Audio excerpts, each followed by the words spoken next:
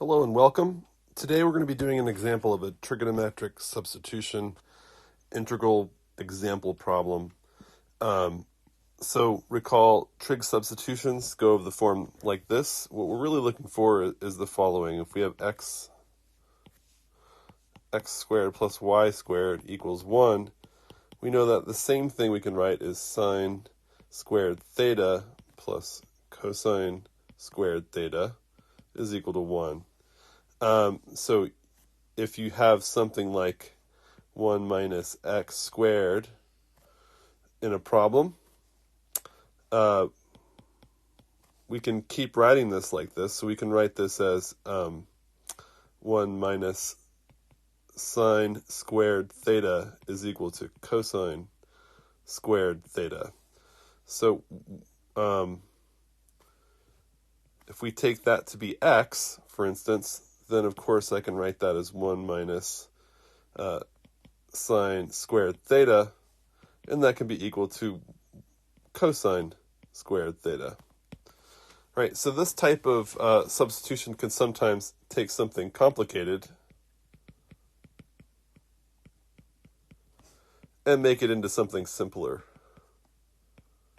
And you can use this within an integral problem to simplify your life.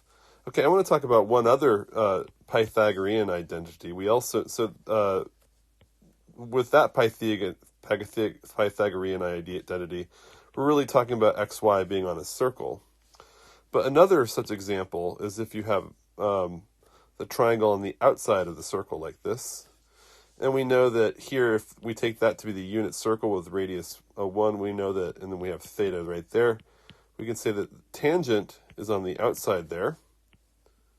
And the hypotenuse then is going to be secant theta.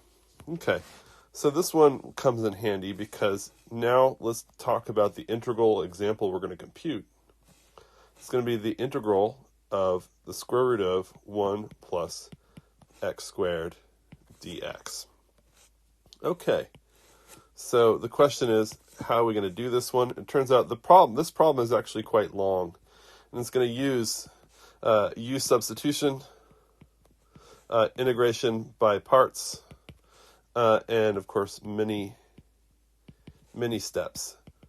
I think examples like this are very nice, though, just to show you a big problem that has lots of parts to it.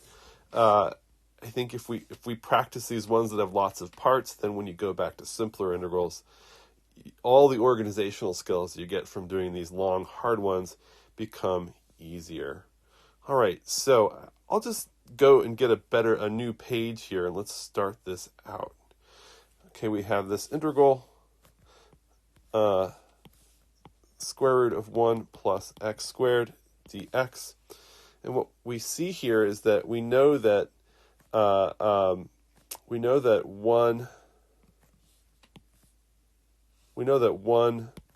plus secant squared theta is equal to, oh, I'm sorry, that's wrong. 1 plus tangent squared theta is equal to secant squared theta. There we go. That's a better one. Remember, we're recalling that we have the outer Pythagorean identity, if you will. Secant on this side, tangent on this side, and 1 on that side. All right, so if we take that to be the x in there, then we have a 1 plus x squared is equal to secant squared theta. Right, and that should help us simplify our problem.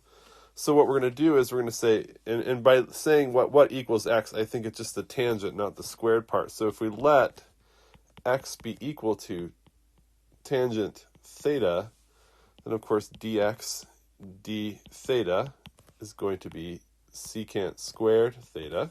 And that's a very nice identity. And what we can do then, of course, is say that dx then is going to equal secant squared theta d theta. Anywhere I see a dx, I can put one of those expressions in its place. All right, let's perform the substitution. We're going to get the integral of the square root of 1 plus tangent squared theta. And the dx we're going to replace with secant squared theta d theta. All right, and now we just do the simplification. Square root of secant squared theta. And then we have a secant squared theta on the outside. D theta. And then we get a secant. In total, there's a product of 3 secants there total. So now we've converted our problem involving square roots and squares of x to a trigonometric problem involving secant cubed.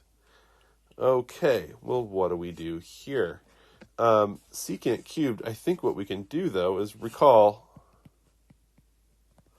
that secant, so this now is our next juncture. I want to stop there and think of all the work we did to get there and say, okay, whatever we did to get here now, the problem is now totally different. We have to answer this next question, which is secant cubed integral. Well, so we recall that secant has all sorts of identities and connections to other derivatives. So for instance, d theta of tangent theta is going to be secant squared theta. And we know d theta of secant itself is going to be secant theta tan theta. Right, so both of those may come and end up being helpful here. So we're going to use integration by parts here, and we're going to say that it's actually secant squared theta times secant theta d theta. Well, I see one of these has a very clear antiderivative. I know that secant squared, if I let that be the f prime, and I let that be the g, right, then f is going to be tangent theta, and g prime is going to be tangent theta times secant theta. All right, so together we should be able to put that together and do integration by parts here, where we're going to get tangent theta. We take the antiderivative of secant squared, and we multiply it by secant. And then we subtract it from, and then do the integral of the following, and we're going to have, now we have, again, we put tangent back there, times, and then we have to take the derivative of secant, which is, of course, going to be tangent theta secant theta. Let's summarize where we've gotten. We've got to do a little simplification here. Now we have tangent squared theta secant theta d theta. Move to give myself a little bit more space here. And now we're going to recall we have the identity that we had from before, that, remember that, and I'll put this in blue over here, that 1 plus tangent squared theta is equal to secant squared theta. Or another way to write it is, of course, 1 minus secant squared theta is equal to tangent. Excuse me. What we really want to say then is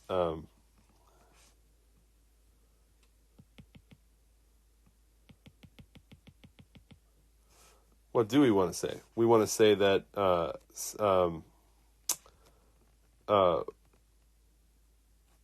secant squared theta minus 1 is equal to tangent squared theta.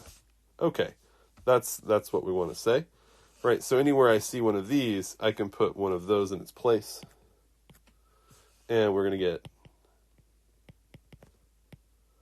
rewrite this line yet another time.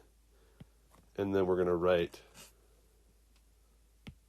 our integral, and we're going to have that secant cubed minus 1 times secant theta again, d theta.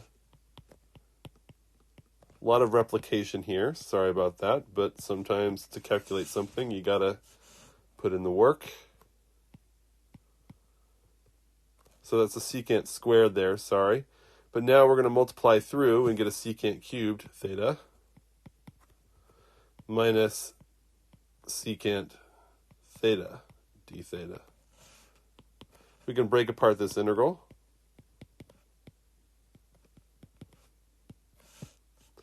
And now we have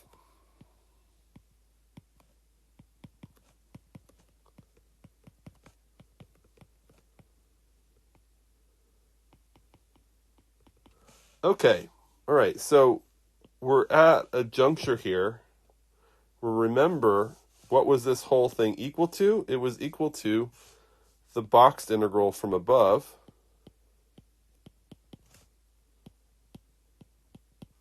and we see, of course, that the same integral shows up in both places. All right, so this gives us an opportunity. We should be able to then move it over and have it solved. So if I add it back over, I'm going to end up with secant theta, the integral d theta, but now there are two of them over there on the right-hand side.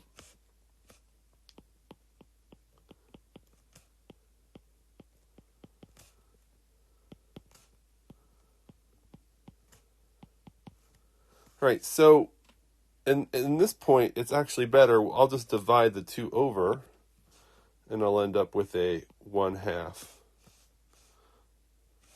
Sorry, that is secant cubed over there, times a 1/2 here. Okay. Very good. And I think we've got a clear sense now of what we got to do. So we have this integral here, and now we've reduced it to this yet another integral. And I'm going to box this now in a blue box. So we keep begging different questions. We started with a integral involving square root of 1 plus x squared, and then we got to an integral involving secant cubed, and now we've yet begged another question. We've gone from secant cubed to just plain secant. I should write d theta there. All right, let's see if we can now summarize this. I have to go to a new page. So again, I'm going to just write that schematic again. That became the integral of secant squared theta d theta. We had to have, of course, the substitution that x equals tangent theta to make that true. And now we found the following, that this became tangent theta secant theta minus the integral of secant theta d theta. And then, of course, we have to just multiply everything by 1/2 there. Okay. All right, so now here we have to ask the question then, what is the integral of secant theta d theta? Well, to answer this question, we still have to kind of work at this to get this moving along. This one it seems so simple, but I think it's actually going to be a little bit more challenging, probably the most challenging conceptually to leap through it. But let's go back and think about the identities that secant has with other derivatives. We know that d theta of tangent is going to be secant squared theta. Okay, good. And d theta of secant theta is going to be tangent theta secant theta. All right. Now, what I'm going to do here is a bit strange, though. So I'm going to add these together. Okay. So I end up with secant squared theta plus tangent theta secant theta. And note, of course, that they have a common factor. You're probably wondering, why am I doing this? And I'll show you. It all will be revealed.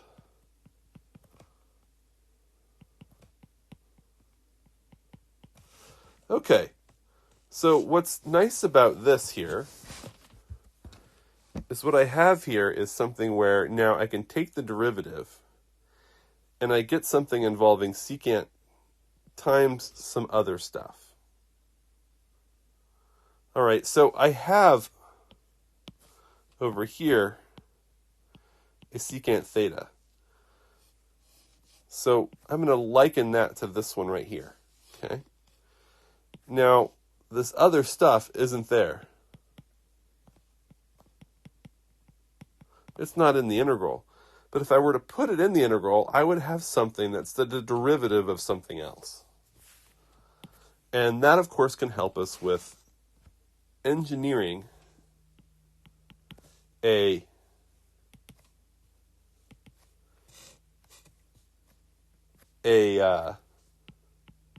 u substitution here. So we're going to now expand this out, secant theta, and now we're going to multiply it by secant theta plus tangent theta. But I can't change the problem, so I have to put the same one in the denominator. Again, this is a very, very challenging thing to dream up. But again, bear with me. The idea here, of course, any use of substitution is going to have to work off the fact that the derivative of one object shows up later on.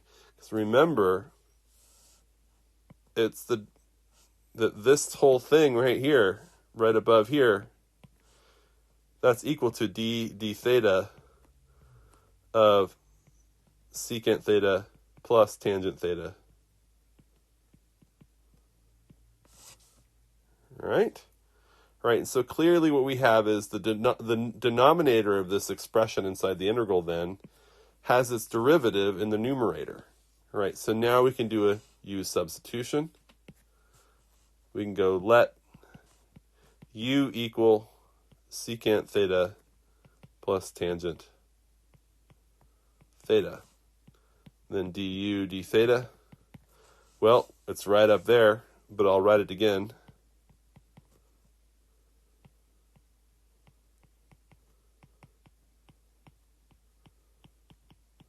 Like that. Okay, good. And that means, of course, that du over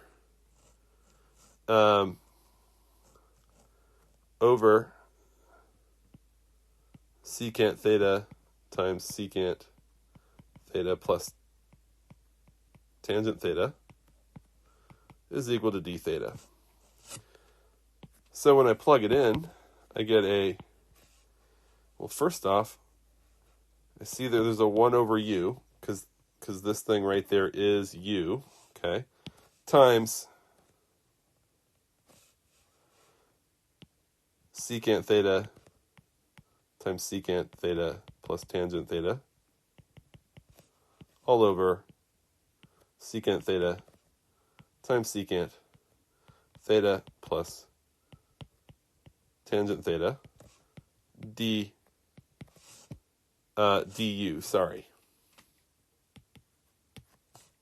du, because that's what we have over here, okay? All right, well, let's continue on. And now, what we want to think about there is now we've got to the final 1 over u equals du, or times du. This integral actually looks like something we can do. That's going to, of course, be natural log of absolute value of u plus c. All right. Let's see where we've gotten. We got from secant theta all the way to here. Right, so now, of course, we have to remember that u was equal to secant theta plus tangent theta. Okay. So now we have to unwind all of our substitutions.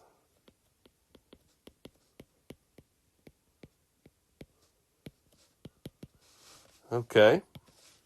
Remember, that whole thing was equal to the integral of secant theta. Okay, let's keep that in mind. And let's now pan out and recall that what we really needed to do was calculate all of this up there at the top. I'll just circle it. we had this to unwind, right? So now let's see if we can go to the next page and remember all our calculations here. So we had the integral, oops, I'll change the color. The integral of square root of 1 plus x squared dx is equal to the integral of secant cubed theta, and that's with the substitution of x equals tangent theta in there. Then we found out that was equal to secant theta tangent theta minus, and let me go back to the beginning here just so I recall to myself what it was.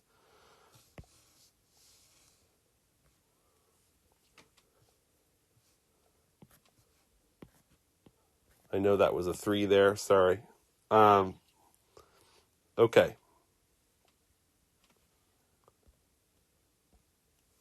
Minus 1/2 the integral of secant theta d theta. Oh, and we should have... Okay, good. All right. Oh, I forgot. There's a 1/2 there as well. Yes. And then we found out just more recently that the integral of secant theta d theta is equal to the natural log of the absolute value of secant theta plus tangent theta plus c. Okay, well, I think we're now ready to put this whole thing back together. But to simplify things up a little bit, I think we should also note, let's go back to that picture of the unit circle. If x equals tangent theta, and the other side of the right triangle is 1, and this is secant theta right there, then it also implies then that, of course, 1 plus x squared is equal to secant squared theta. Or another way to write it is that secant theta is equal to 1 plus x squared, all square rooted. So when we unwind our substitutions, we want to keep that in mind. Okay, so with that noted, let's now write the whole thing out.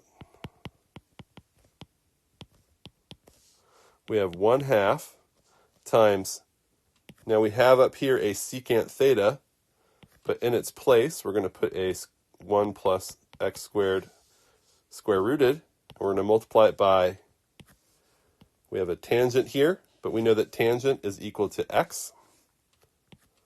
So I'm going to multiply it by x, minus 1/2, and then now we have the natural log of the absolute value of square root of 1 plus x squared, because that's what secant theta is, plus x, all square rooted, plus c.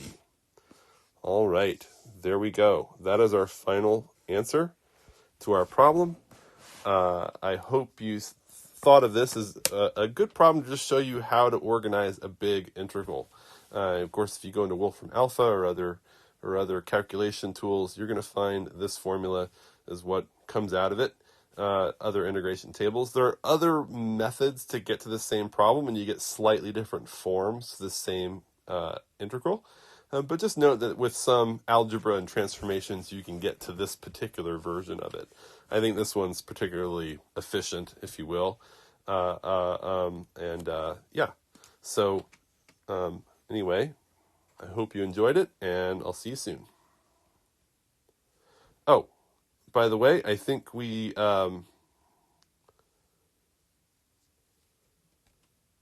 Oh, except for one thing, of course, I did make when I was writing my equations over from the previous page, I did make a mistake, and I forgot to put I put a minus sign where there should have been a plus. So I'm going to make sure to add that same plus back here. that needs to be a plus there to get the correct answer. Again, you'll see in the previous slides that that's indeed what should be the case. Anyway, thank you very much, and I'll see you later.